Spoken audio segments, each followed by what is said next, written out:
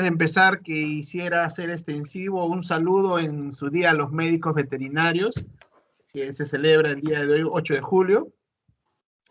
También invitarlos a todos ustedes a que sigan revisando nuestras redes sociales. Tenemos muy buena información, tenemos todas las charlas que desde el año pasado se vienen transmitiendo. Y como en el caso de esta, son nuevos encuentros y charlas y se tocan temas complementarios de las anteriores presentaciones. El doctor Jesse nuevamente ha cedido a acompañarnos esta vez para dar una presentación complementaria, diríamos nosotros, pero ya yendo a un tema práctico de lo que es la vaca en transición, cómo integrar el conocimiento de la formulación de dietas para prevenir trastornos relacionados con los minerales en el ganado vacuno lechero. Les extendimos las invitaciones y les sugerimos a cada uno de ustedes que revisen la presentación del año pasado, doctor Jesse Goff, que básicamente gran parte ahí se sustenta la parte teórica de lo que queremos llevar hoy día a la práctica, para ver cómo se integran estas cosas, estos balances, cómo se hacen estos balances, cómo se puede hacer un análisis de dieta para que ustedes puedan diseñar la mejor estrategia nutricional para una vaca preparto. Bueno, tengo que seguir con la política de estas Batticonferencias. Tengo que presentar al doctor Jesse Goff. Para los que no nos conocen, el doctor Jesse Goff es profesor emérito de la Facultad de Medicina Veterinaria de la Universidad Estatal de Iowa. Ha trabajado en el área de metabolismo mineral y enfermedades metabólicas durante muchos años y ha publicado más de 140 artículos en revistas sobre estos temas. Sirvió en los comités de la NRC del año 2001 para escribir la 7ª edición de los requisitos nutricionales de ganado lechero y tolerancias minerales de animales para el año 2005.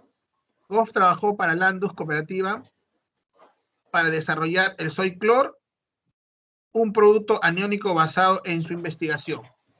En esta oportunidad vamos a contar con el magnífico apoyo del doctor Carlos Gómez, que muchos de ustedes lo conocen, para hacer la traducción respectiva. Sin más preámbulos, les voy a dejar entonces con el doctor Jesse Goff. Doctor Jesse, adelante. Okay, I will share my screen. And hopefully we get this to work. And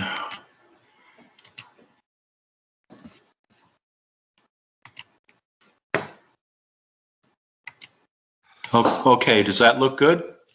Okay. Okay. Perfect. Okay, today we're going to talk about milk fever and its prevention, and also include subclinical hypocalcemia in this talk. Voy a dedicarme principalmente a el tema de hipocalcemia, tanto en los aspectos de prevención como subclínicos. If we think about milk fever, it occurs because the cow at the onset of lactation begins producing colostrum and milk and loses 30 to 35 grams of calcium from her bloodstream that first day of lactation. Es importante anotar que una vaca moderna en su primer día de lactación pierde calcio en el calostro de ese primer día y en la leche en una magnitud tan alta como 30 a 35 gramos de calcio que salen del animal. Since the plasma only has 3.3 grams of calcium, you can very quickly drain away calcium from the blood unless... Go ahead.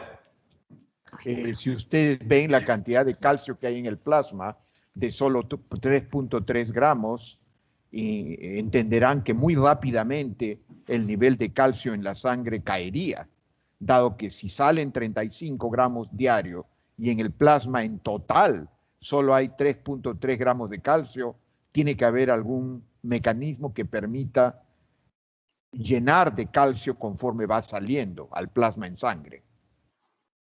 We hope that the cow will be able to remove calcium from her bones to replace the calcium lost from the blood, and also increase intestinal calcium absorption to replace that calcium. Los mecanismos que el animal puede usar para evitar que el calcio en sangre caiga como consecuencia de esos 35 gramos de salida son: uno, el retirar calcio del hueso, aumentar esa salida de calcio del hueso hacia sangre, y también mejorar la capacidad de absorción de calcio en el intestino delgado. This is accomplished by little glands located in the neck called the parathyroid glands. And these glands are very sensitive to any kind of a decrease in blood calcium level. And if there's a... Go ahead. Este mecanismo, me refiero a mejora en la absorción y aumento en la salida de calcio del hueso a la sangre, es regulado por las glándulas paratiroideas que monitorean la concentración de calcio en sangre y responden ante disminución o aumento de ella, con los mecanismos que permitan recuperar el calcio en sangre. And if blood calcium falls, they produce this hormone in very large amounts called parathyroid hormone. Entonces, las glándulas paratiroideas secretan la hormona paratiroidea en respuesta a una disminución en la concentración de calcio en sangre, muy rápidamente, de manera muy efectiva. Now, the parathyroid hormone should act on the kidney and reduce urine calcium losses. And it should cause the kidney to activate vitamin D to a hormone that stimulates calcium absorption. La hormona paratiroidea, secretada en respuesta a una reducción en la concentración de calcio en sangre, aumenta la capacidad absortiva a nivel del intestino delgado por activación de la vitamina D. Ese es el mecanismo que usa para esa mejora.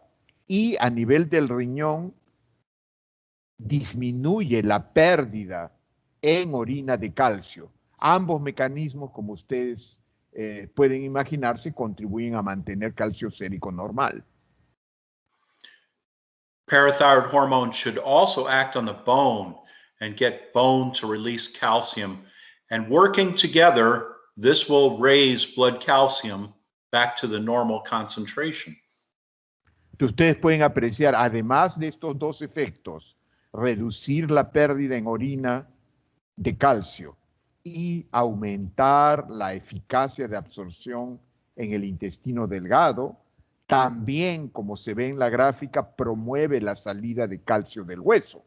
Todo ello tratando de que, a pesar de que salen los 35 gramos de calcio en leche, el nivel de calcio en sangre se mantenga constante.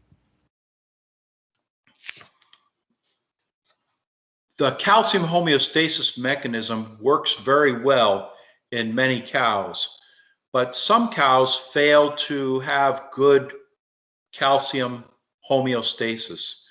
And it turns out that the problem is the acid-base balance of the animal. Este mensaje es muy crítico, muy importante.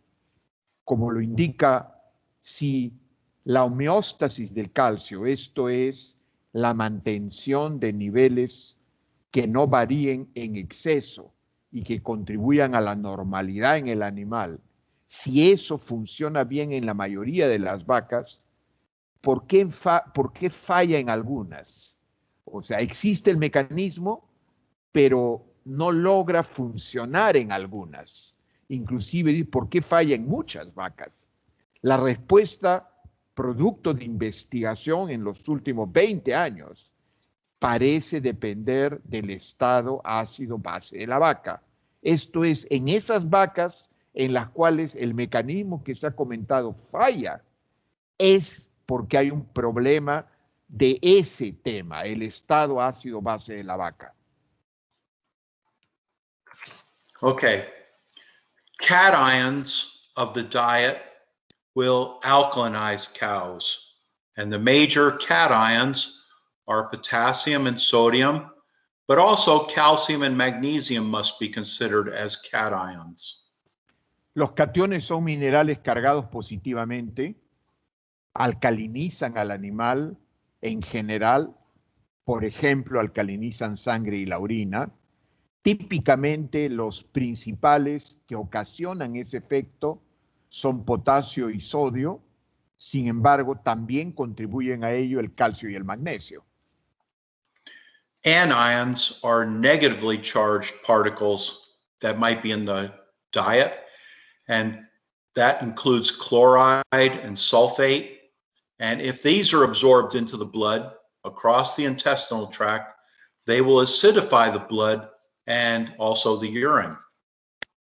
Mientras que el potasio, sodio, calcio y magnesio son minerales catiónicos cargados positivamente, el cloro y el azufre lo son cargados negativamente. Entonces, dependiendo del contenido de ellos en los alimentos, cationes o aniones se absorben. En el caso de los cationes alcalinizan, en el caso de los aniones acidifican la sangre, la orina, el cuerpo del animal. We try to describe the diet using a term called DCAD, the diet cation anion difference, and usually it is expressed mathematically as the milliequivalents of sodium in the diet plus the milliequivalents of potassium in the diet, subtract out the milliequivalents of chloride and the milliequivalents of sulfur in the diet. El concepto de diferencia anión-catión quiere evaluar cuál es la cantidad de cationes en relación a la cantidad de aniones, para en base a ese ejercicio definir si el animal está con tendencia a alcalinización o acidificación. Y como se repite, eso es el análisis de esos minerales en el alimento. Esto es lo que los animales comen. Y eso se representa a través de una ecuación que ustedes la ven en la parte en verde, en la cual uno analiza el contenido de sodio-potasio, que son los cationes, y analiza el contenido de cloro y azufre, que son los aniones, lo expresa en el equivalente químico y me origina un valor numérico. Ese valor numérico se le denomina la diferencia anión-catión. We now know that these diets that are very high in potassium, typical of the forages fed to close-up dry cows, can cause a metabolic alkalosis, and this interferes with the action of parathyroid hormone on its tissues. Habíamos señalado al inicio de la presentación que la hormona paratiroidea es clave para lograr la mantención de calcio sérico. Sin embargo, por ejemplo, cuando hay alto potasio en la dieta, ese catión positivo, como ya habíamos señalado, se promueve una alcalosis y esa alcalosis hace perder la sensitividad de los tejidos a esa hormona paratiroidea circulante. O sea, el nivel de impacto no es en cuánta hormona circula, es qué tan sensibles son los tejidos ante ese nivel hormonal circulante. Y lamentablemente bajo esa situación se pierde sensitividad y por lo tanto el animal ingresa a hipocalcemia. Okay, so alkalosis blocks the kidney production of the hormonal form of vitamin D, which means we cannot absorb calcium from the diet, and it also blocks the action of parathyroid hormone on bone. The result... Esas dos críticas funciones de hormona paratiroidea, me refiero el mejorar la capacidad, la disponibilidad de vitamina D, que como consecuencia mejora la absorción intestinal del calcio y la salida de calcio del hueso, se bloquean por acción del alto potasio en la dieta y me lleva a hipocalcemia. One strategy that can be used on a close-up diet is to manipulate the DCAD by adding chloride and sulfate, which will hopefully acidify the blood and the urine and allow the parathyroid hormone to work better. Obviamente, si yo tengo una situación donde el animal, por razón de la composición mineral catiónica elevada, está en una situación de alcalosis, voy a tener dificultad en mantener un calcio normal posparto. Por ello se ha diseñado la estrategia de intervenir en la diferencia anión-catión del animal, proveyendo aniones para acidificar la sangre y como consecuencia mejorar la respuesta a nivel del hueso y del riñón y del intestino delgado. Y esos aniones son cloruro y sulfato. Now, the first step you need to keep in mind is that not all anions are equally effective. So you need to choose the correct anions. Sulfate acidifies only about 60% as well as chloride salts. Just to clarify, sulfate is not as efficient as chloride? Correct. Okay, because the text says other thing. Okay. Oh, that's Google Translate. Sulfate, azufre, acidifica menos eficazmente que cloro. Solo el 60% de lo que acidifica cloro. De tal manera que no todos los aniones son iguales. Okay. The next is problems with palatability of anionic salts. The traditional anions that were used years ago all taste terrible, and cows would not eat them well. Obviamente, yo tengo ya una herramienta, los aniones, cloro, sulfato, y sé que unos son más eficaces que otros. ¿Tengo resuelto el tema? Lamentablemente no. Algunos, la mayoría de ellos, son de muy pobre palatabilidad. El animal los detesta, se consumen mal. Now, we had trouble getting cows acidified with the traditional anion products that were on the market. That is why I invented what eventually became soy chlor, which hid the taste. It hides the taste of these anions so that the cows will eat the product and we can successfully acidify cows. Dr. Goff, nuestro expositor, al detectar esta realidad en el campo, el que había hipocalcemia en algunos casos, muchos casos, que esto estaba asociado a un balance anión-catión inadecuado por alcalosis, sabiendo que los aniones mejoran la situación, pero suministrados al animal como producto químico no se comían, por lo tanto no solucionaban el problema. Él dijo, ¿cómo enfrento esto?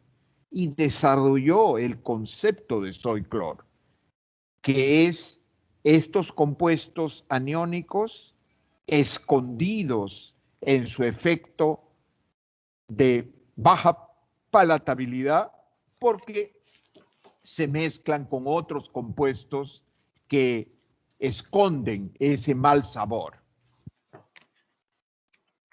This is a study looking at the effect of soy chlor versus traditional anionic salts. On dry matter intake, here we see in this experiment, they started feeding cows about 40 days before calving. By 25 days before calving, all cows are on the experimental diets. I'll let you say that. Ok, este es un experimento que reporta una comparación entre ofertar como aniones la sal, el producto químico propiamente dicho, versus esa misma sal escondida dentro de una matriz de otros componentes creando el producto soy clor. Y ustedes pueden apreciar la diferencia en el consumo de alimento expresado en materia seca en el momento preparto, desde el día 43 de preparto hasta el parto mismo. Both diets were fed to achieve a urine pH of about 6.2 to 6.4. Es importante mencionar que la cantidad que se suministraba y los animales comían del producto aniónico era la necesaria para que el pH de orina esté en el valor deseable de 6.5. Quiere decir que la línea roja y la línea azul corresponde a uso de sal aniónica como compuesto sal versus mezclado con una matriz que esconde el problema de palatabilidad. Vean la diferencia en consumo de materia seca del alimento.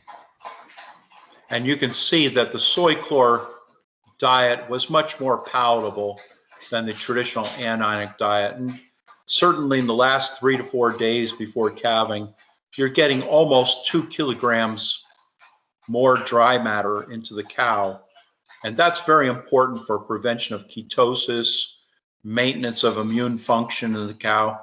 Anionic diets, even traditional salts, can help prevent milk fever, but you're suffering from a decline in dry matter intake.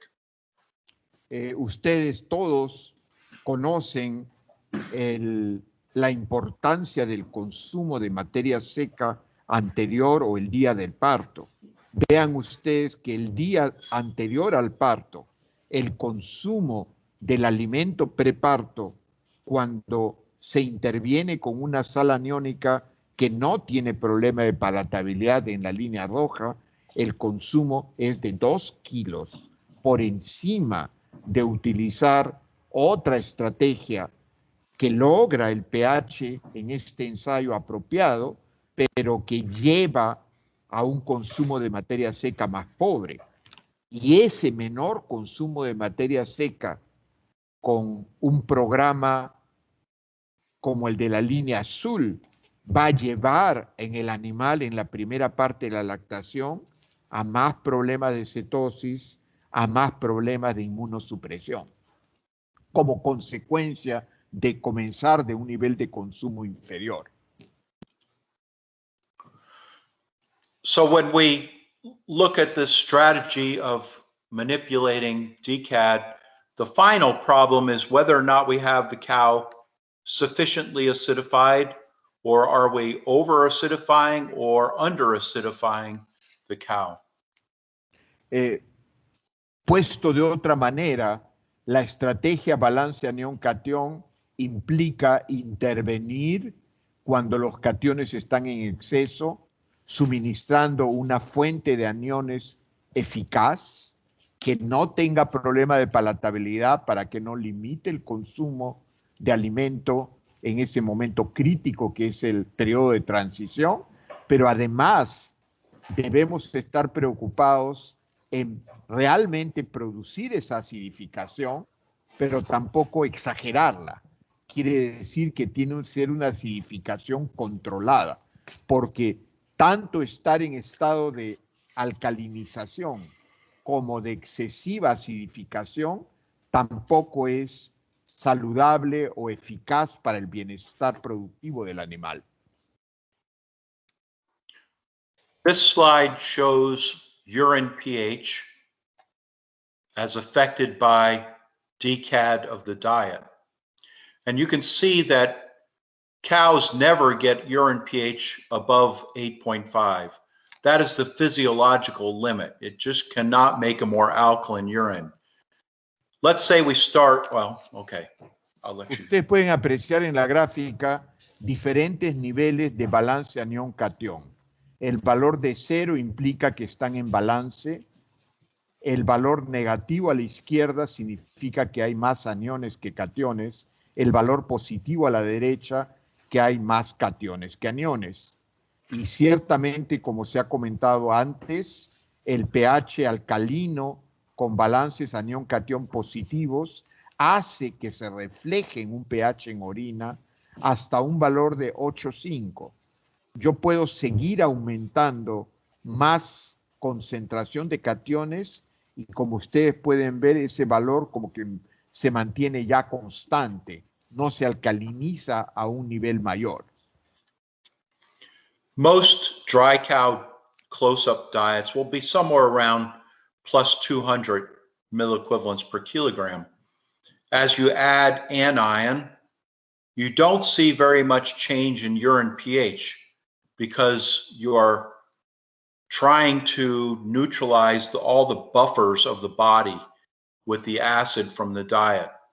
Eventually, urine pH begins to drop very rapidly, especially as DCAD approaches 0.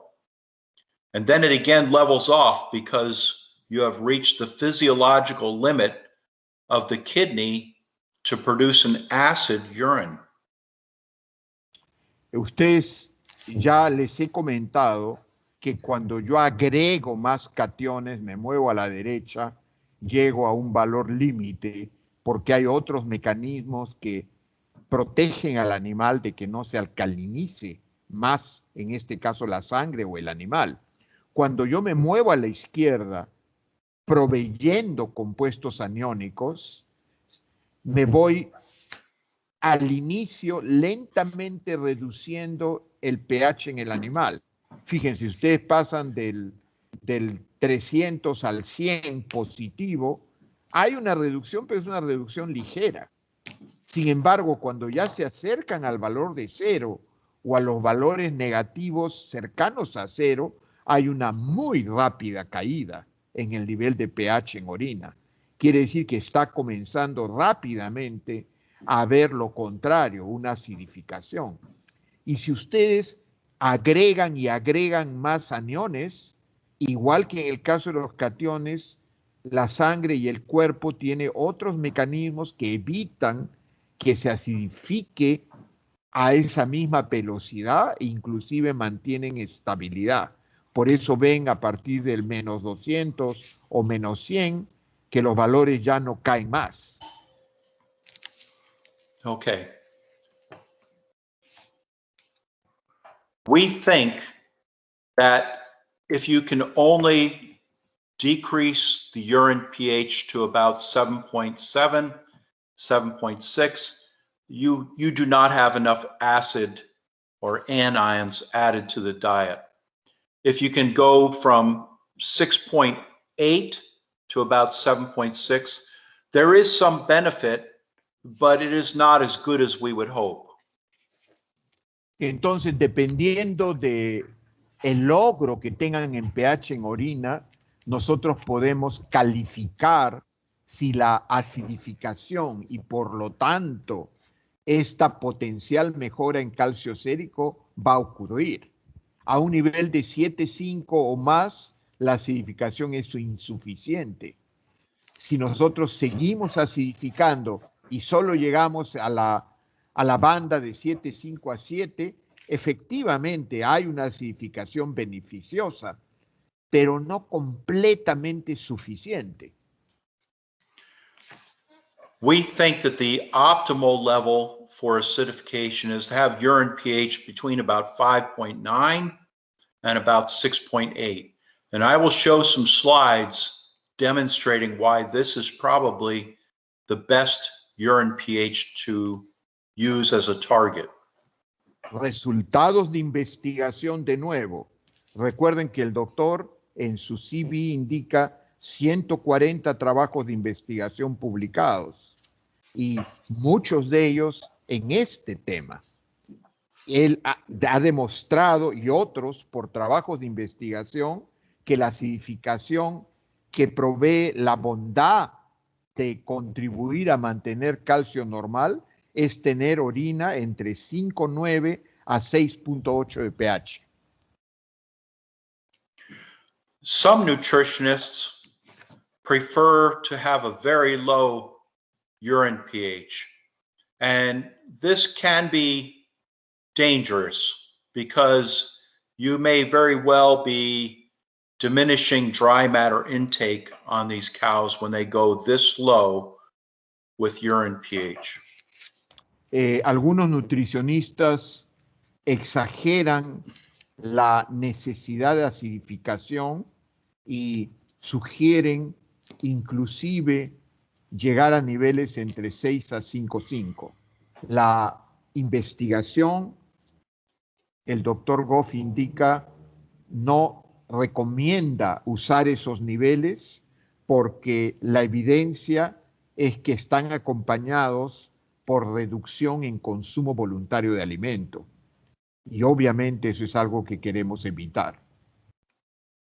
Some nutritionists go way too high in anionic diet, and you will see that the urine pH just cannot go any lower, and in fact it begins to creep up. It starts rising a little bit, and what we have learned is that these cows have decided they will no longer eat the anionic diet, and their kidney maintains a stable level of somewhere around 5.8, 5.9.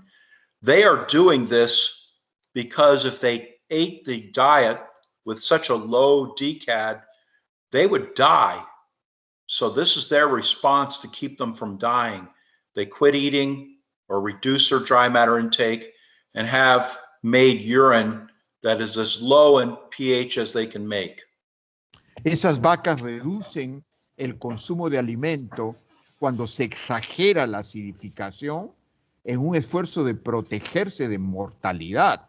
Quiere decir que relacionan ese exceso de acidificación comiendo menos alimento, porque es un mecanismo de protección del animal. Y ustedes van a ver que lentamente, a pesar de tener muy negativos balances, el pH en orina sigue 6 o inclusive sube ligeramente. Y ustedes dijeran, uy, ¿qué pasó acá? ¿No debería seguir bajando o al menos estable? Y ustedes van a ver que ligeramente comienza a subir y eso está explicado por menor consumo de alimento, evitando la acidificación a partir de la dieta. Here is some evidence that you can over-acidify cows and it has bad effects on the animal. This is a study looking at cows that were fed anionic salts, and some of those cows developed left displaced abomasum. What was interesting is that the cows that had left displaced abomasum had lower urine pH than cows that did not develop left displaced abomasum. So if we look at this table, if their urine pH was around 6.11, they had a chance of left displaced abomasum. Healthy cows were urine pH about 6.65. They concluded urine pH below 6 increases the likelihood of developing a left displaced abomasum. Ok, una evidencia del exceso de acidificación es este trabajo, donde en forma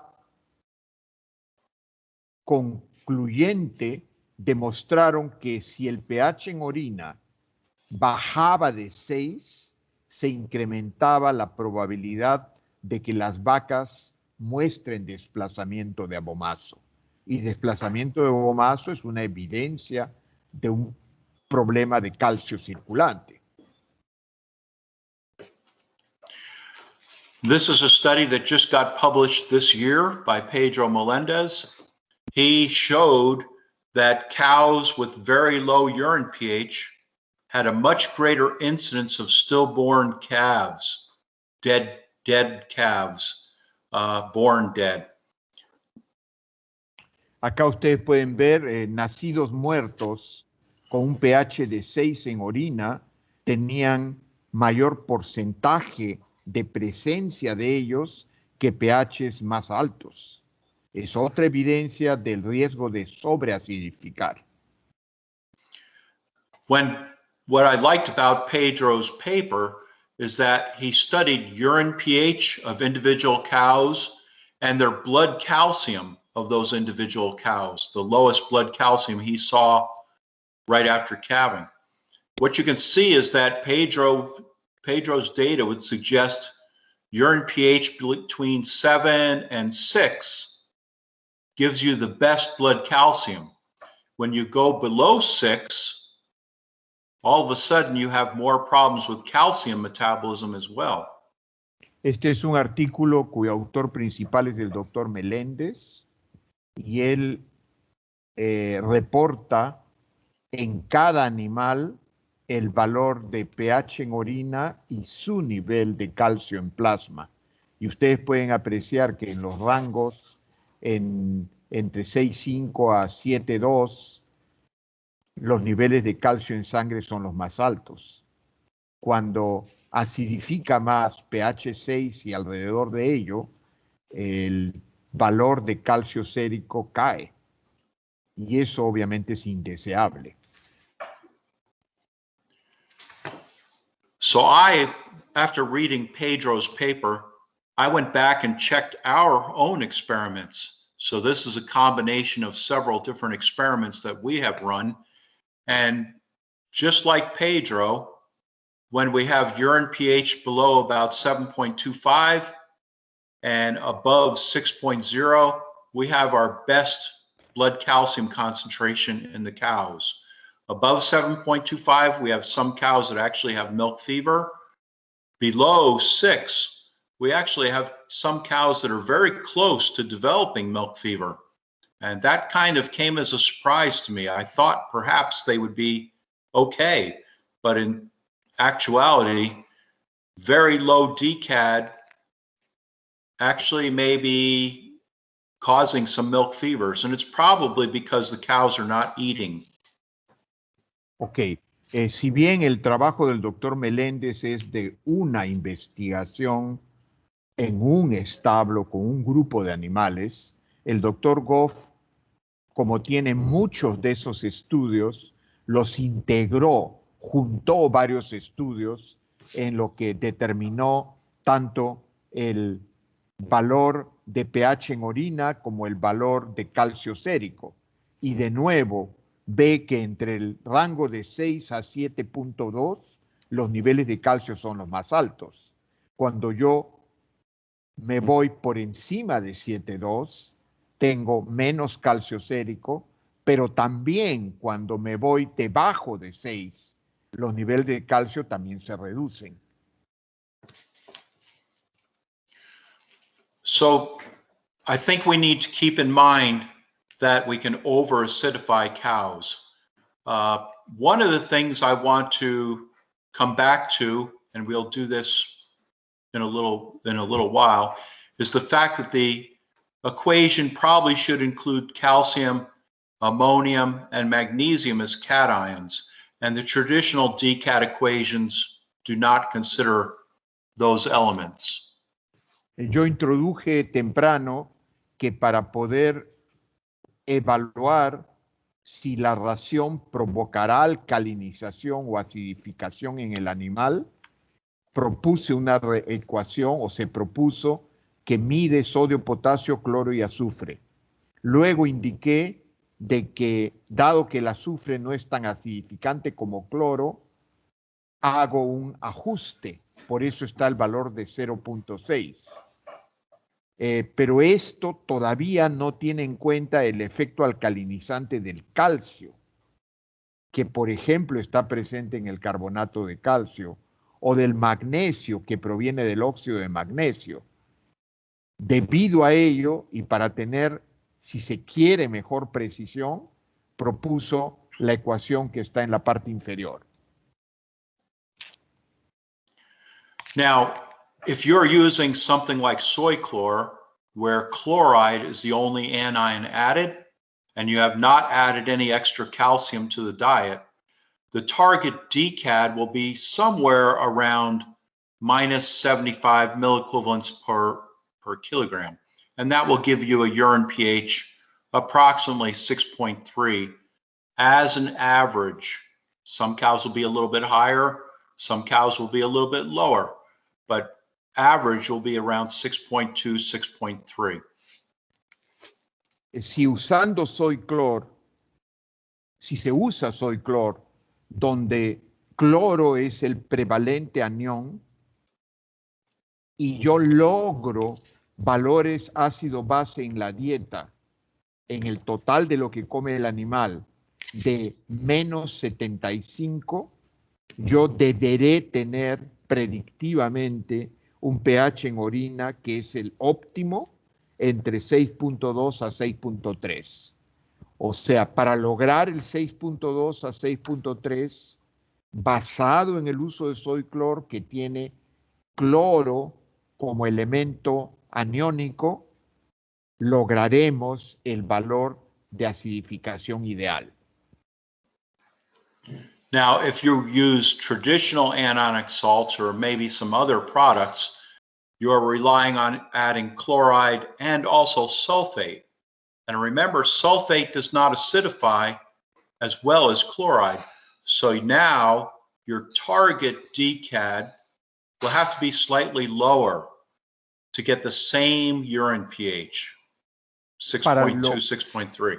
Para lograr el mismo pH de 6.3 y la sal aniónica tiene cloro y azufre o sulfatos, dado que el sulfato realmente es menos eficaz, yo necesito más cantidad de la sal aniónica. Por lo tanto, necesito ir a un valor aniónico ya no de 60, sino de menos 125. No menos 60, sino menos 125.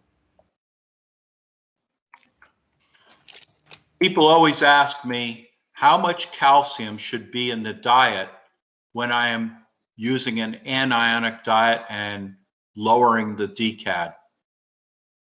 Permítame atender ahora el tema de cuánto calcio en un programa de balance anión-catión.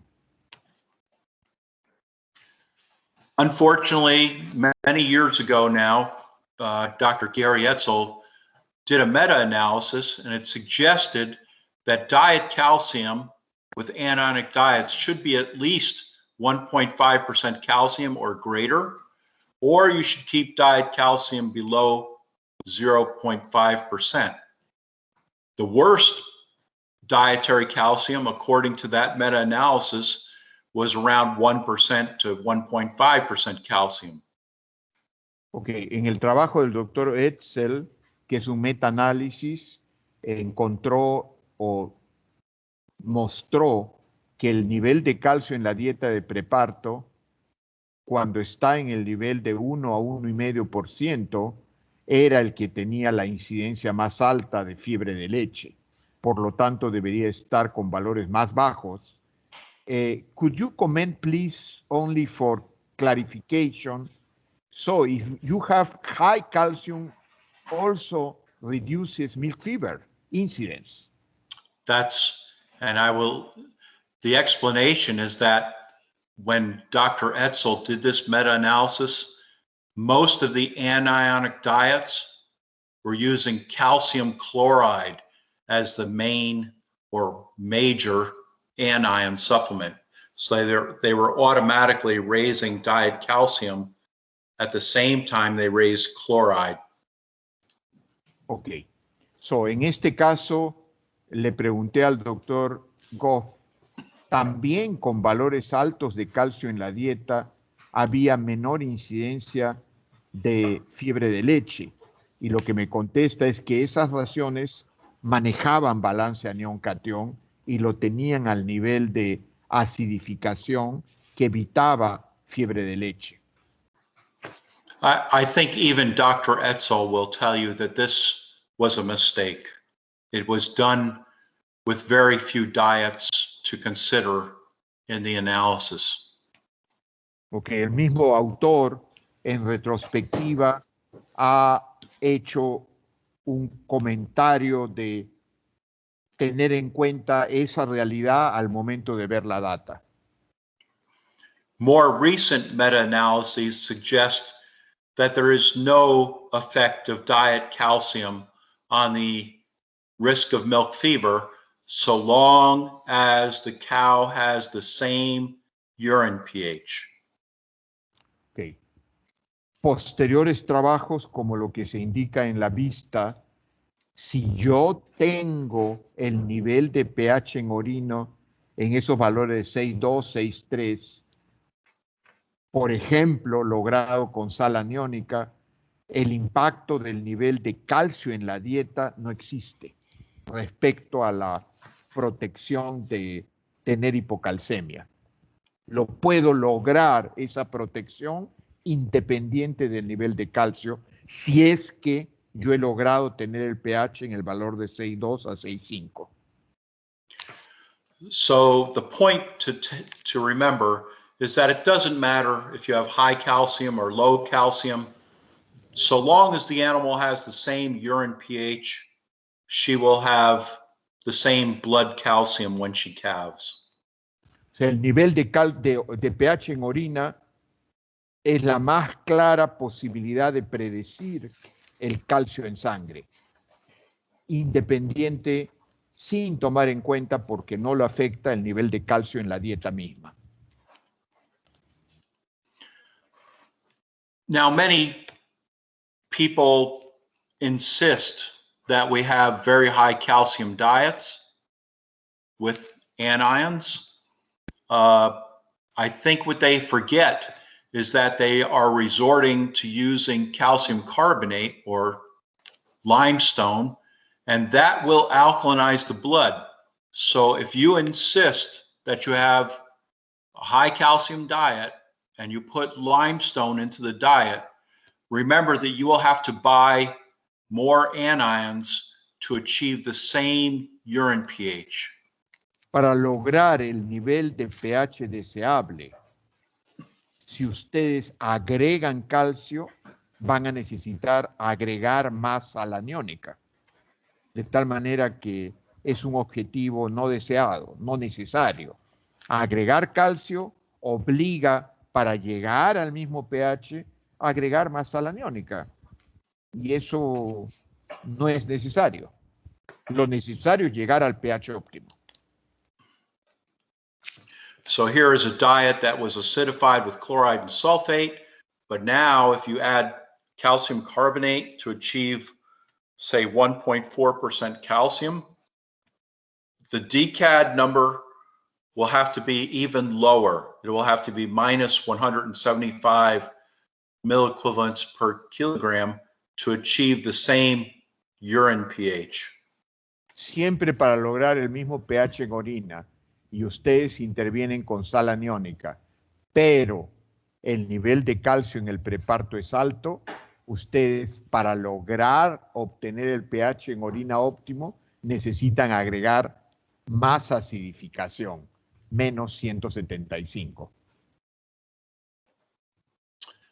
Now, this slide will show the results of several meta-analyses that show the impact you can have on the health of the cow and the productivity of the cow by using an anionic diet that's properly formulated.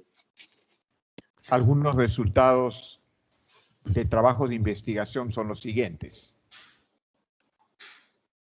Okay. And in this meta-analysis, it shows, as you would expect, reduced milk fever, reduced or an increase in blood calcium on the day of calving and also after calving, reduced retained placenta, and reduced metritis with these diets. This particular study did not show an effect of mastitis or on left displaced abomasum, though other studies in the past have suggested anionic diets also reduce these two disorders as well. El primer metaanálisis, reducción en fiebre de leche, mejora en el calcio en sangre, menor retención de placenta, menor metritis. En ese estudio no hubo efectos sobre mastitis y desplazamiento de abomazo, que sí fue observado en otros. This meta-analysis is even more interesting. When they reduced DCAD from about plus 200, typical of most diets, to about minus 100 milliequivalents per kilogram, a little bit more than maybe I suggested. They find that the multiparous cows produce about 1.7 kilograms more milk each day. Unfortunately, heifers, nulliparous cows, produce 1.4 kilograms less milk per day. So if you can avoid it, do not give heifers anionic diets. En el trabajo de Santos, cuando la dieta partió o comparó dietas típicas con un balance anión-catión positivo 200 contra otras que se habían intervenido usando sal aniónica para llevarlo a un valor negativo 100, encontró más producción de leche en las multíparas, 1.7 más kilos de leche por día, explicado en parte por mayor consumo de alimento diario. Sin embargo, en las primerizas hubo lo contrario. So I think much of the data on the heifers is influenced by the fact that a good number of the studies are actually over-acidifying the heifers. Obviously, if you have heifers and cows together, the benefit to the cows will outweigh the bad effect on the heifers. This again points to using the urine pH of 6.2 to 6.3 rather than a urine pH of 5.7 as your target. Cuando yo tengo primerizas mezcladas con adultas y yo intento acidificar para lograr el pH de 6.2, como las primerizas comen diferente cantidad de alimento, aparentemente ellas se acidifican más y por lo tanto entran al programa de menor producción de leche. We know that increasing dietary magnesium prior to calving will reduce the incidence of milk fever. Vean claramente el incremento en el contenido de magnesio en la dieta reduce la incidencia de hipocalcemia. And so we need to make sure we have good magnesium sources for the cows prior to calving. Es un elemento que contribuye a reducir la incidencia también. And I can tell you that soy chlor was designed knowing that this was the way the data, what the data suggested, that you need to have higher magnesium levels. Y esto está incorporado en el concepto de soy chlor. So that ends the formal talk as kind of an introduction. I'm sorry that probably took a little longer, but I hope it will set up the next part of the talk, where we will look at a couple of diets that Nestor and Rudy sent to me to look at from two farms that are clients of Batalanya. Compartiré mi análisis sobre dos establos cuyos datos me han sido proveídos por el equipo técnico de Batilana. So the first farm has a diet composed primarily of corn silage, and then ground corn and yellow corn is added with some soybean meal, a little bit of soybean cake and soybean meal, I think. And this is wheat middlings, and some cottonseed is added, as well as a vitamin mineral premix. Esta es la primera dieta. Adelante, go ahead. Go ahead. Yeah. Okay. This is the composition of the diet with all the various elements listed. Notice calcium is quite low. And phosphorus is actually quite high in this diet. Sodium is very low. Now let's compare this diet with the NRC 2001 computer model to see if it is an adequate diet for the cow. Los valores de composición química de eso que mostré anteriormente están en esta columna como contenido en la materia seca. Ustedes pueden apreciar, tiene realmente bajo calcio, tiene un alto fósforo, tiene un bajo sodio. Go ahead. Okay. Y tiene un balance cation-anión positivo 200. So, if we look at what is required by the cow and the amount supplied by the diet, for energy, we have plenty of energy. The difference is about 5.3 megacals per day. For protein, and this is metabolizable protein, not just crude protein, how much protein the animal can actually utilize from the diet. The requirement is about 1,100 grams. We're above that. For calcium, we are actually below the requirement by about 8.4 grams. It is not a terribly low calcium diet, but it is lower than what the animal requires. Aprecien ustedes, existe exceso de energía, exceso relativo de proteína metabolizable y una aparente deficiencia de calcio. Okay. Phosphorus is quite high in this diet, considerably more, about twice as much as the animal requires each day. Magnesium, En el caso de fósforo, ustedes aprecien, hay también un exceso, importante exceso, es el doble de lo requerido. Magnesium is okay, sodium is low, sulfate is low. Tanto sulfato como sodio son menos de lo requerido, el magnesio está ok. Okay, so now we will begin to try to work with this diet. And my first step will be to add some magnesium sulfate to the diet, mostly because I want to increase dietary sulfate.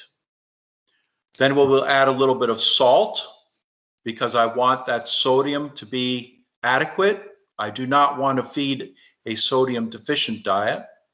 And then because the phosphorus is so high, I am going to reduce the amount of wheat middlings in that diet. And wheat middlings can be as high as 0.98% phosphorus. ¿Cuál sería su primer enfoque para ajustar esa ración que acaba de mostrar? Ustedes recuerden que demostró que cuando el sulfato aumenta, él agregaría sulfato de magnesio por el propósito del sulfato, no por el propósito de magnesio, porque en magnesio está ok la ración.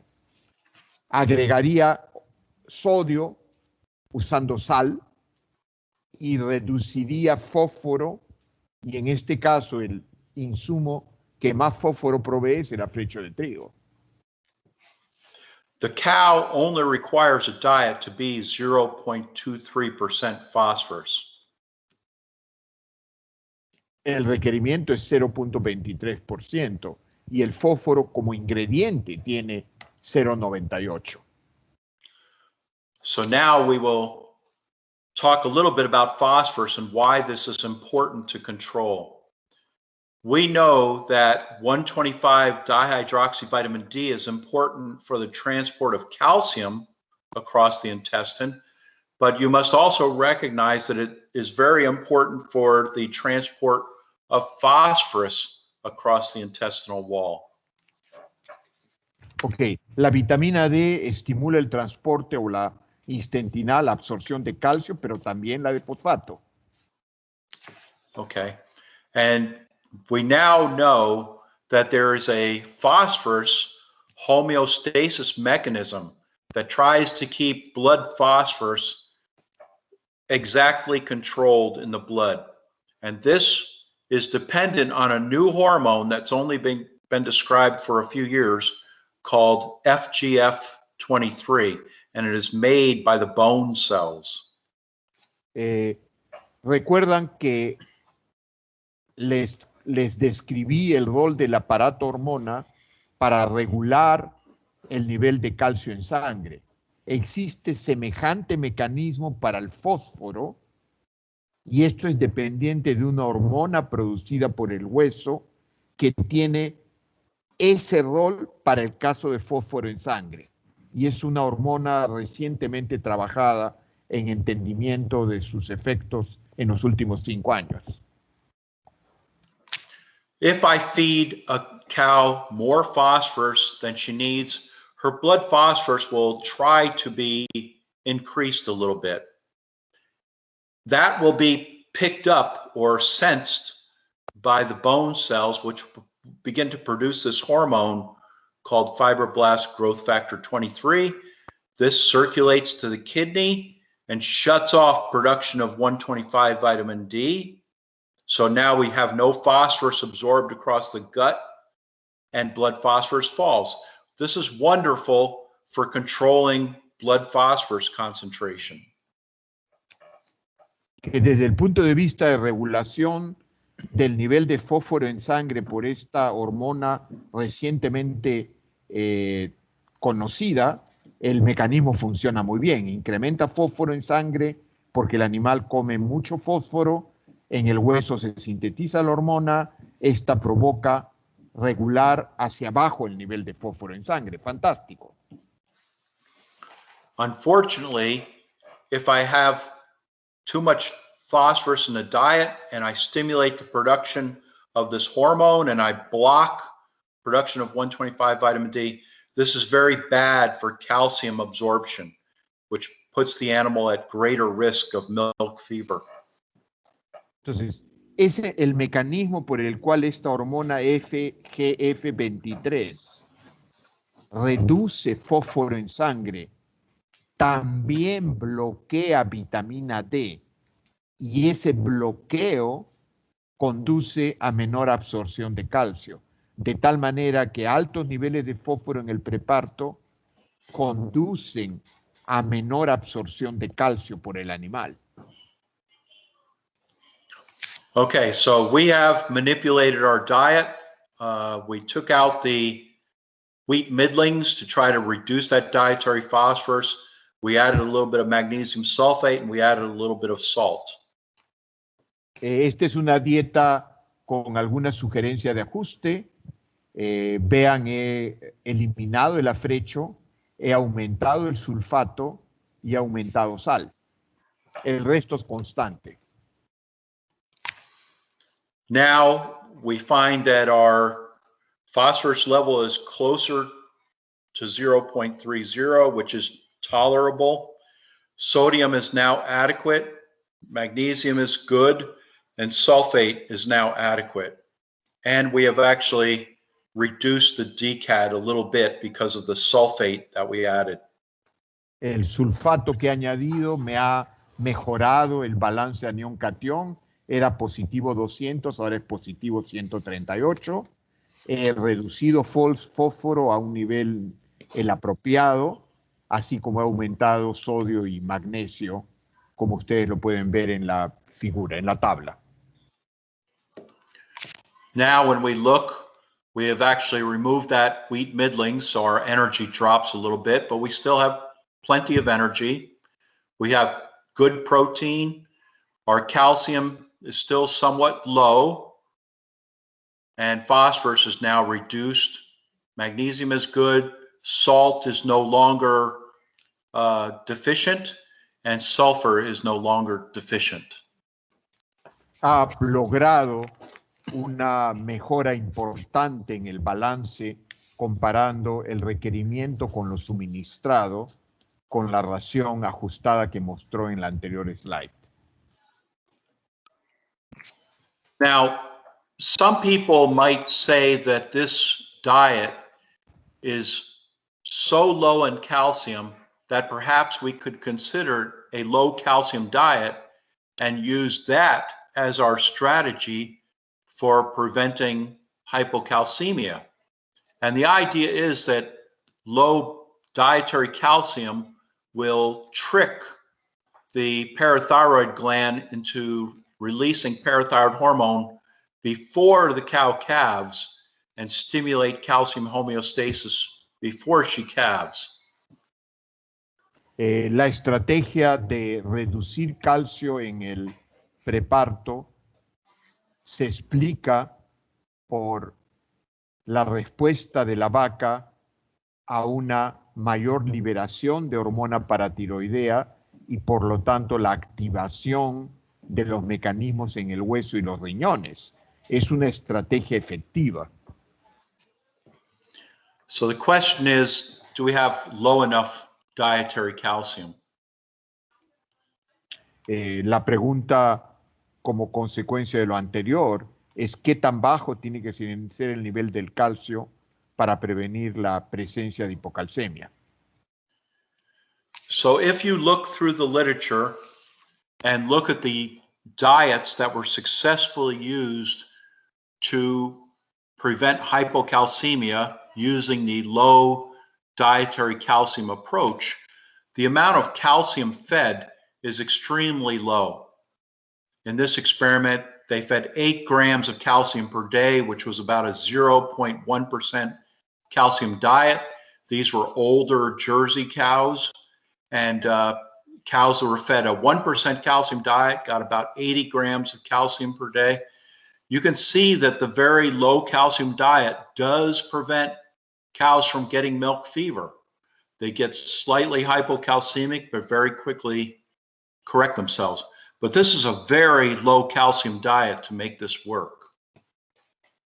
Para lograr efectivamente que la dieta con bajo calcio prevenga hipocalcemia, este es un trabajo que indica a qué nivel de bajo calcio se previene.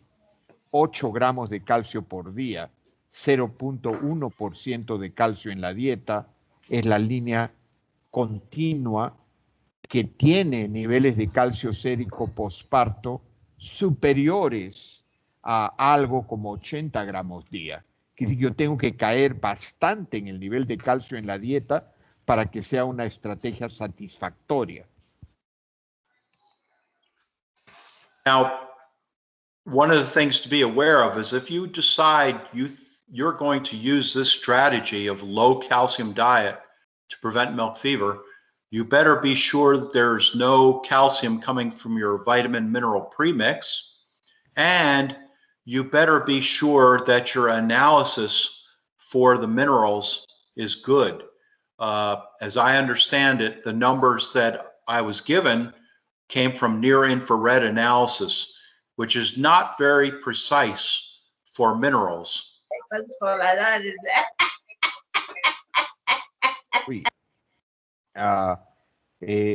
Señalo que tengan cuidado que si están tratando de utilizar la estrategia de bajo calcio en el preparto, tengan en consideración que la premezcla vitamínica mineral puede añadir calcio a la dieta, por lo tanto, evalúen, vean cuánto calcio se agrega al total por la premezcla. Y el segundo tema importante es que la analítica sobre calcio en el alimento sea la correcta. Tengan en cuenta que análisis de mineral como calcio usando NIR no es lo exacto como lo necesario. In the United States, we have tried to make low calcium diets that also meet the protein and energy needs of the cow, and we have not had very good success. The diet with that, to get a diet that's that low in calcium, you are feeding many things to the cow that we ordinarily would not have as a feedstuff on a farm. En la experiencia práctica que se tiene en los establos en Estados Unidos, es bien difícil con una dieta práctica llegar a esos niveles de 0.2% de calcio preparto. Por lo tanto, para ellos no es una estrategia que pueda trabajarse y funcionar efectivamente. So I am going to go through a exercise here where we add soy chlor to the diet. And using my computer, I decided that 0.95 kilograms of soy chlor reduced the diet cation anion sufficiently in this particular diet. And I will show you the results. Haciendo uso de programas convencionales, él ha llegado para esa dieta a una primera sugerencia de introducción de 950 gramos de soy chlor con el objetivo de reducir el balance anión-catión a valores negativos apropiados. Now, I tried to reduce the concentration of some of the other things in here to make room for the soy chlor, but forgive me if I did too much manipulation of this diet, but this is what I came up with. The diet looks like this now. I removed that wheat bran. I still have my magnesium sulfate, the salt, and 0.95 kilograms of soy chlor per day. La manipulación es ligera, como ustedes pueden ver, para dar espacio a soy chlor. Okay. Now we see our diet calcium comes up a bit because soy chlor contains calcium in a very available form. Phosphorus is about the same. Sodium's the same. Potassium. This was a rather high potassium diet, so it takes more soy chlor to acidify the cow. Magnesium is very good shape. Sulfate is pretty good. Our chloride is now increased greatly by the soy chlor, and our DCAD becomes minus 74 milliequivalents per kilogram. Very close to giving you a urine pH that we think will be about 6.2, 6.3. Esa intervención me ha llevado a un balance anión-catión negativo 74, que es el que los debe llevar al pH 6.2 a 6.3, demostración de que el animal está protegido ante el problema de hipocalcemia. Now, obviously, the computer tells me it's minus 74 milliequivalents per kilogram, but I think we should let the cow tell us whether it is correct by checking urine pH. Esto es el cálculo a partir de datos de los ingredientes. Sin embargo, como relaté antes, debo calibrarlo con la respuesta de pH en los animales en su orina. Now, when we look, the addition of the soy chlor reduced our energy slightly.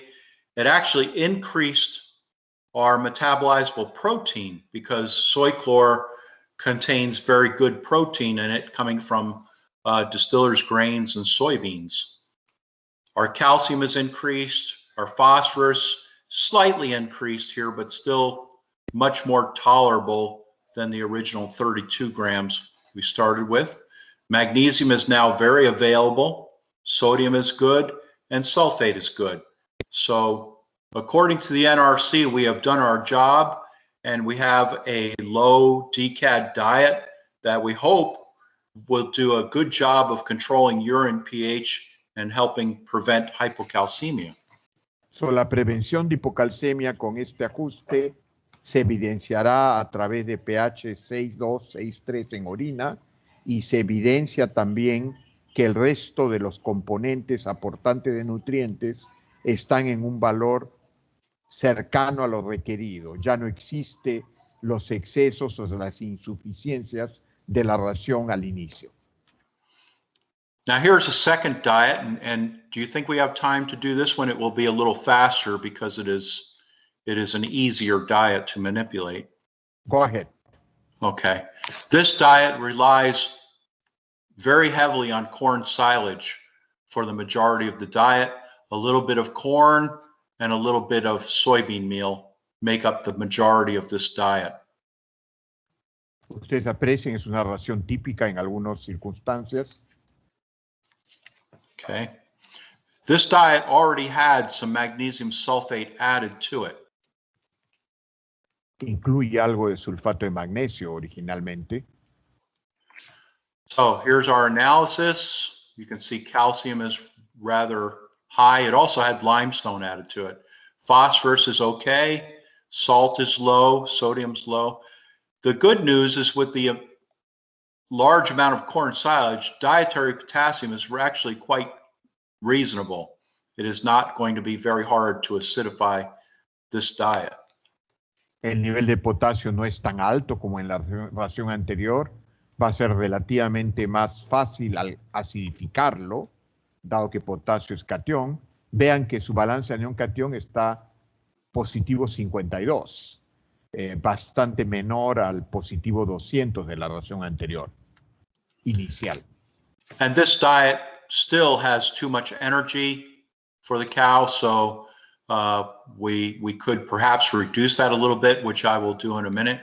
We are not quite where we want to be for metabolizable protein. In fact, we are not quite meeting metabolizable protein needs of this cow. For calcium, we have plenty, phosphorus, plenty, magnesium, we have adequate amounts. We are low in sodium, and because of the mag sulfate, we have enough magnesium. Vean ustedes que de nuevo hay un exceso energético, hay una ligera deficiencia proteica y el resto de los valores están con normalidad relativa. Just as before, I'm going to be manipulating this diet. I know that the magnesium sulfate was needed to some extent, but my first step will be to remove the magnesium sulfate. I will be adding it back, but in a much smaller amount later. I want to meet the salt requirement, the sodium requirement. Again, I do not like that phosphorus being that high, so I will remove some of the, or all of the wheat middlings. We don't need the energy coming from this wheat middling, so I'm just going to remove it. And I'm also going to remove the calcium carbonate, because remember, calcium carbonate is alkalinizing, and I want to make this job of acidifying the cow as easy as possible. Para poder acidificar al animal con más facilidad, remuevo el sulfato, remuevo el carbonato de calcio. Para poder evitar el bloqueo del exceso de calcio, quiero reducir, por el fósforo, reduzco el fósforo aportado por afrecho de trigo. Y corrijo sodio poniendo más para llegar a cubrir la demanda del animal. Okay, here we have the analysis of this diet. I removed the magnesium sulfate, removed the wheat bran, and removed the calcium carbonate.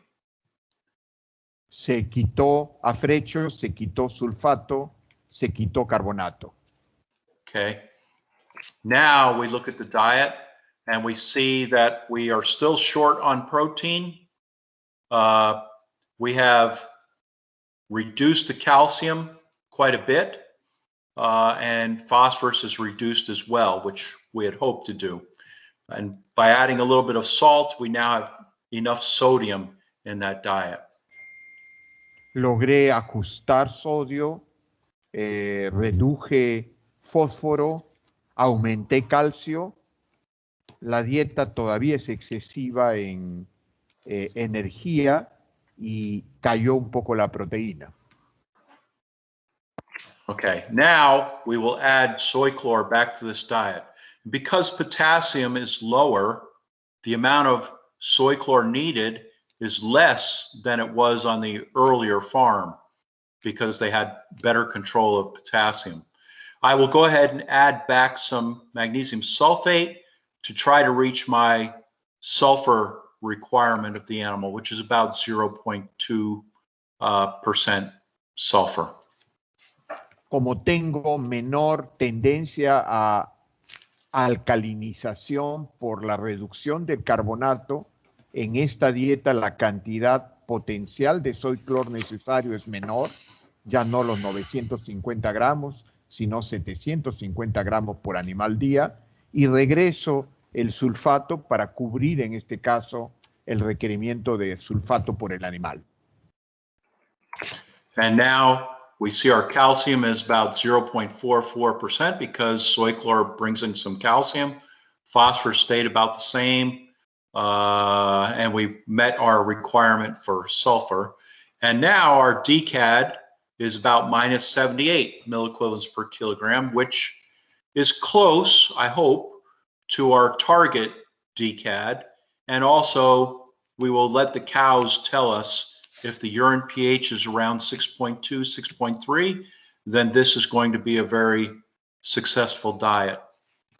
Llegué al mismo DCAD value, balance anión-cation, de la ración anterior, que es el nivel que yo espero para tener adecuado homeostasis de calcio en el animal. And when we look at this again, using soy chlor, we took the animals from a deficient state in terms of metabolizable protein. Now they are quite adequate in metabolizable protein. So remember that soy chlor is not just an anion supplement. It has some good protein in it as well that can help these cows. Everything else stays about the same. We have a little more magnesium because soy chlor is a very good source of available magnesium. And again, we hope after you check urine pH, this will be close to being where we want to be with a urine pH 6.2, 6.3. And this should do a good job of preventing hypocalcemia on the farm.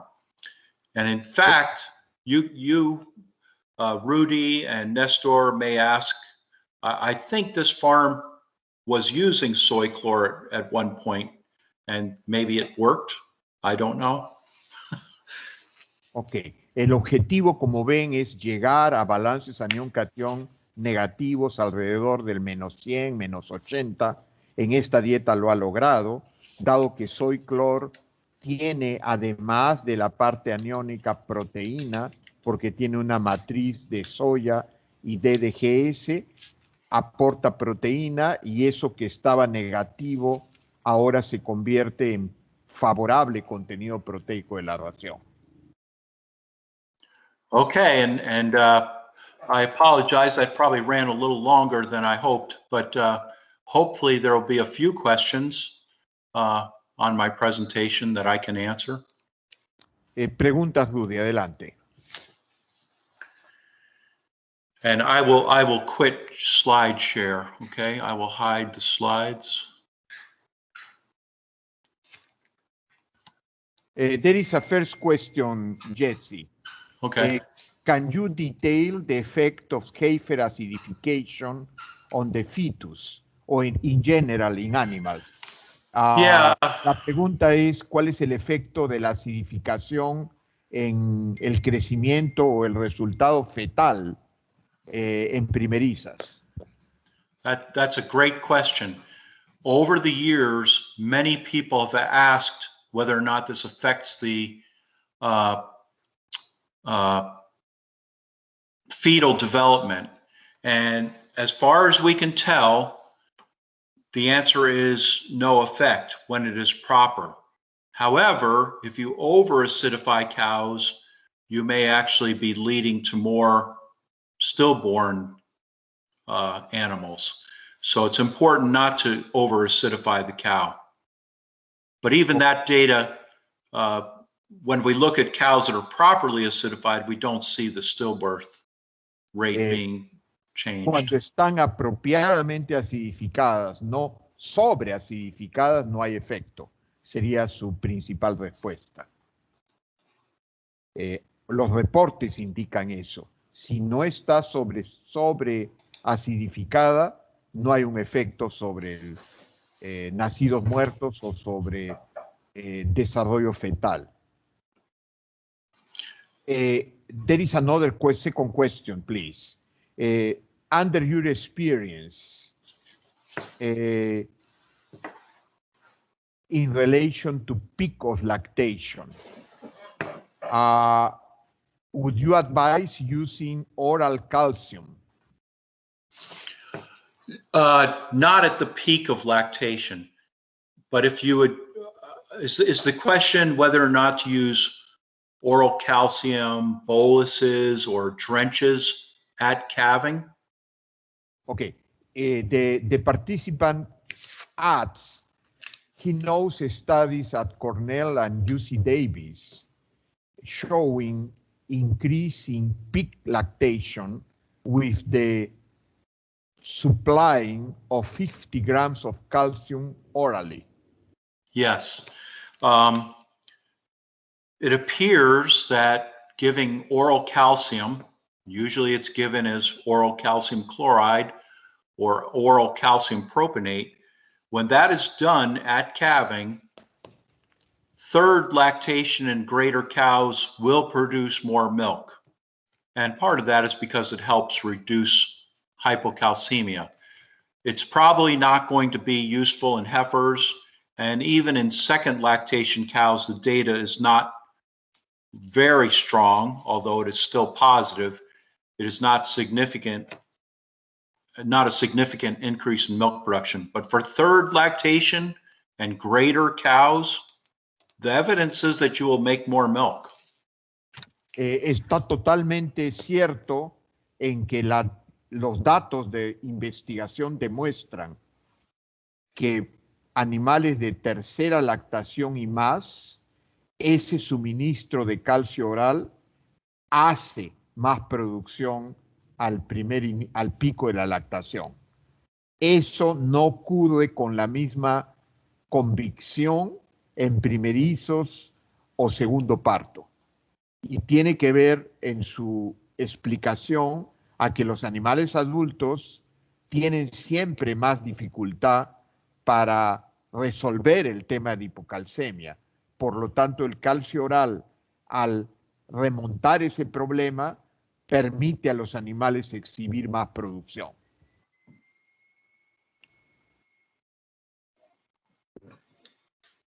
There is another question that is related to the comment of the participant that many dairy operators in Peru think that energy should be as high as you saw in the two diets. Right. Including levels of starch that relates to higher level of energy like you saw. In that sense, his question is, which will it be the effect of maintaining diets with those energy levels that you saw? Well, those kinds of diets were very common here about 10 or 15 years ago.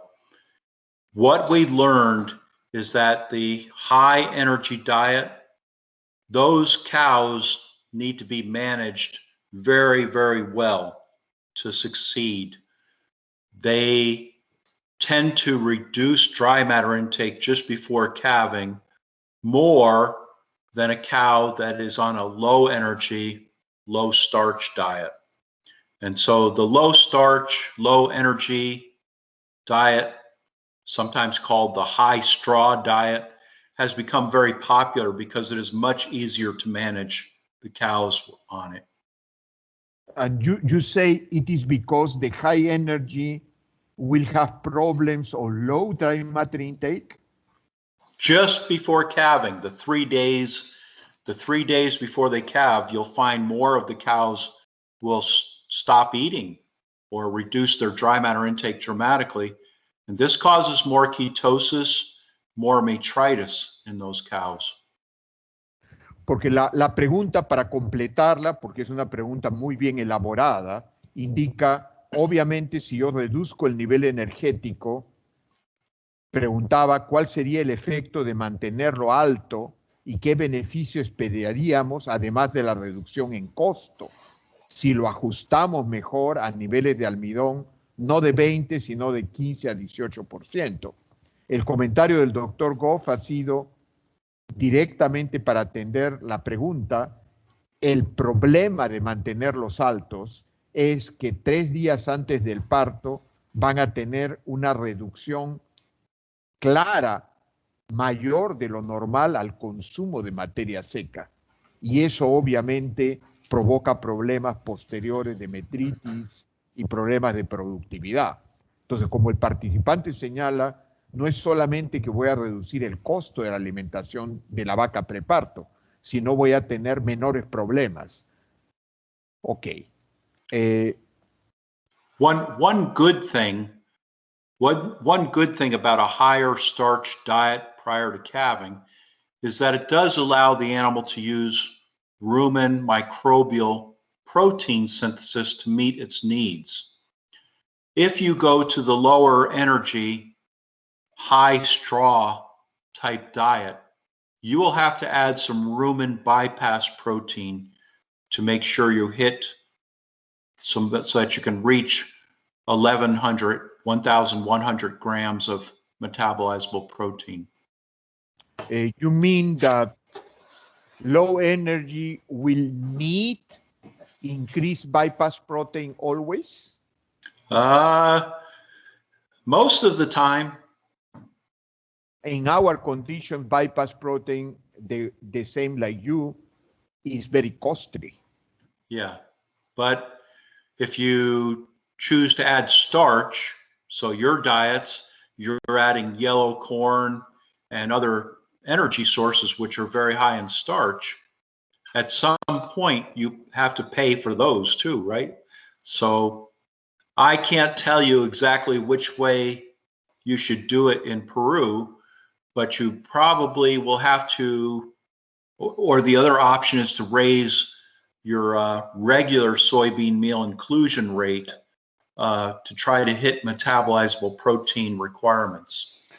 El comentario que hace el doctor Goff indica que con estas raciones que quisiéramos de menor energía, no dejen de revisar el nivel de proteína metabolizable, que tiene que ser los 1.100 gramos. Entonces consideren ese tema también en la formulación.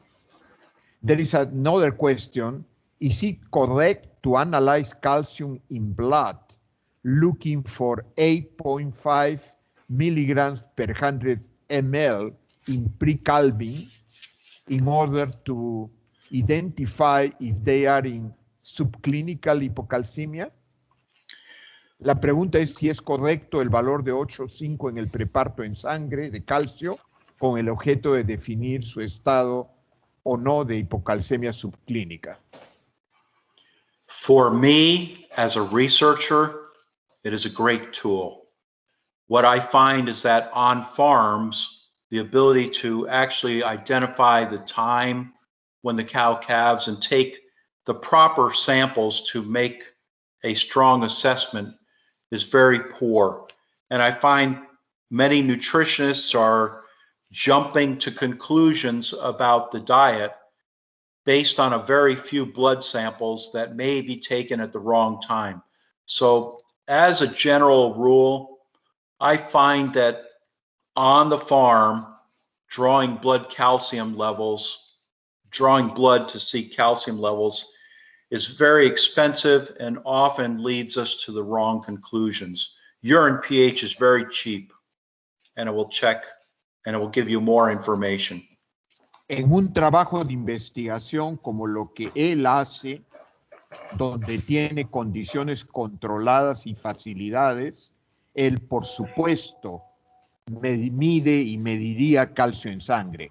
Sin embargo, cuando lo traslada eso a un establo práctico, él no encuentra la misma facilidad de obtener información en sangre del nivel de calcio, y si lo obtiene de un reducido número de animales que no necesariamente representan a la población.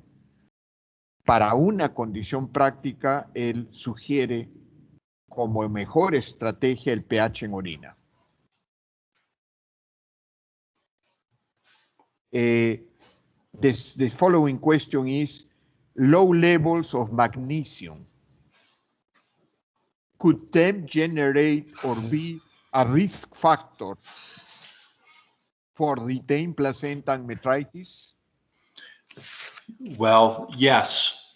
The beauty of products like soy chlor, or even if you use magnesium sulfate in a diet, you will get a very available form of magnesium which will solve magnesium problems before calving.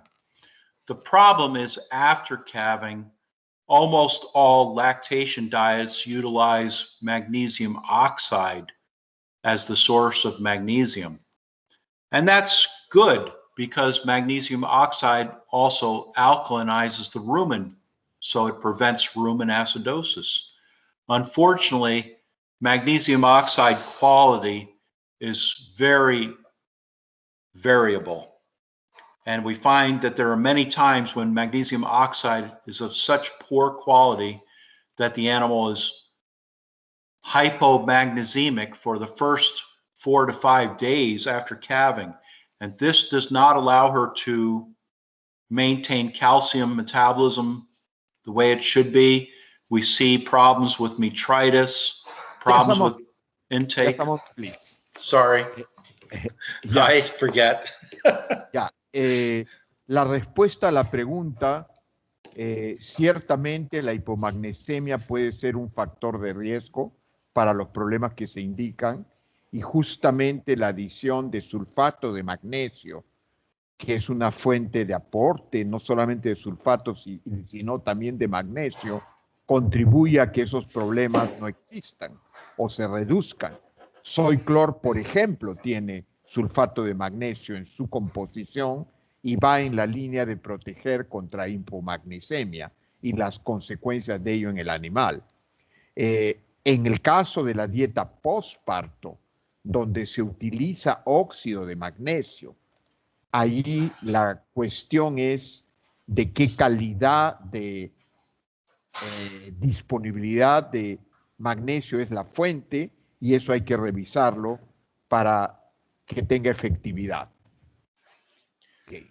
Another thing to keep in mind, if you see cows in mid-lactation or peak lactation that have milk fever, they are unable to stand up, and you give them a bottle of calcium and they get up, it's very, very likely that you have a problem with magnesium in the diet, not calcium. So how if they have magnesium, why do they respond to calcium? Because low blood magnesium is one of the risk factors for developing hypocalcemia. Okay, so you need hypocalcemia because of low magnesium. Right. Low blood magnesium is needed for parathyroid hormone to work properly. Ok.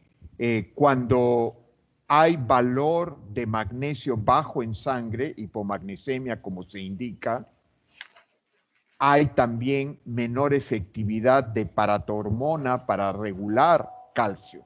Por lo tanto, se origina el problema por el menor valor de magnesio que limita la capacidad de la paratormona para regular calcio favorablemente. Entonces son vacas que responden a calcio, pero porque hay un problema de magnesio. I know this is confusing because many elements are coming at you, but make sure that you have a good source of magnesium in the lactation cow diet, because we will see mid-lactation milk fever when it is not adequate. El nivel de magnesio, si no está controlado apropiadamente, cubriendo requerimientos, tanto en cantidad como que la fuente sea de buena disponibilidad, inclusive pueden tener hipocalcemia en lactación media, donde uno no espera, porque el calcio no debería ser un problema desde el punto de vista de la dieta. Allí es un problema, en algunos casos, por menor nivel de magnesio. There is another question. Would you say that it is advisable in the mineral vitamin premix in pre-calving to have some sort of sulfur? Oh, good question. I think probably you can use some calcium sulfate or magnesium sulfate to make sure you have adequate sulfur. As you saw in these two diets that we looked at, sulfur levels are very low in your forages. And if you do not supply sulfur to the rumen bacteria, they will not be able to make methionine and cysteine, the amino acids that contain sulfur. So 0.2% seems to be the level that is adequate for the rumen bacteria. Los microorganismos ruminales requieren azufre para actuar adecuadamente sobre el alimento y sintetizar proteína microbial que le va a servir al animal. Cuando las dietas tienen bajo contenido de azufre, sería recomendable incluirlo en el suplemento. Depende de nosotros el conocer el nivel en dietas prácticas. Si son del tipo de dietas prácticas que hemos visto en estos dos ejercicios, se notó que he necesitado poner sulfato por ese motivo. The last question. So, Carlos, one more thing. Magnesium sulfate is very difficult to work with in a feed mill because it forms clumps. So if you have to make a choice, probably calcium sulfate is easier to work with in a feed mill.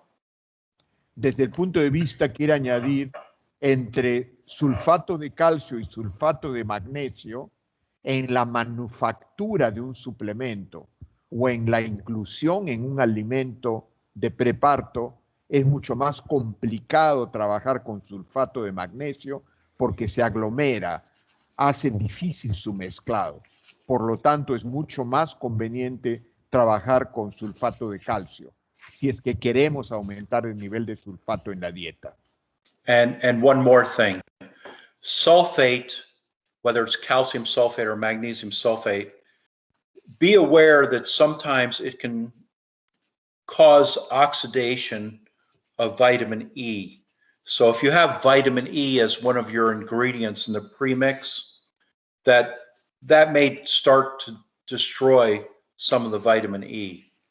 So what we do? Well, vitamin E? No, I think in that case, if you're using vitamin E in your premix, just live with a low sulfur diet and add the sulfur to the diet when you're mixing it in the total mixed ration. Do not try to put it in a premix if you are including vitamin E. Ok, indica algo importante. Si el suplemento mineral vitamínico tiene vitamina E, no incluyan en el suplemento la fuente de sulfato, sea calcio o magnesio sulfato, porque va a oxidar la vitamina E y la van a perder. Por lo tanto, si desean suministrarlo, tiene que ser separado del suplemento al momento de mezclar el alimento, como un ingrediente. Very nice your clarification, Jesse. Well, it's also why most feed mills use calcium carbonate as the carrier, because it is very, what's the right word? Very safe. It is very unreactive. Ya, por eso en los suplementos minerales vitamínicos como vehículo se utiliza otras fuentes, calcium carbonate, carbonato de calcio, porque ese no provoca ningún daño sobre vitaminas en la premezcla.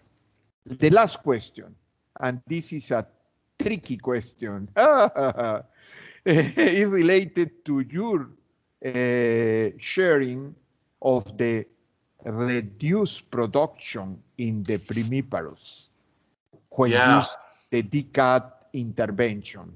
Yes. The question is why during first lactation the response in comparison to the adult animal happens like you show. Yeah. Why?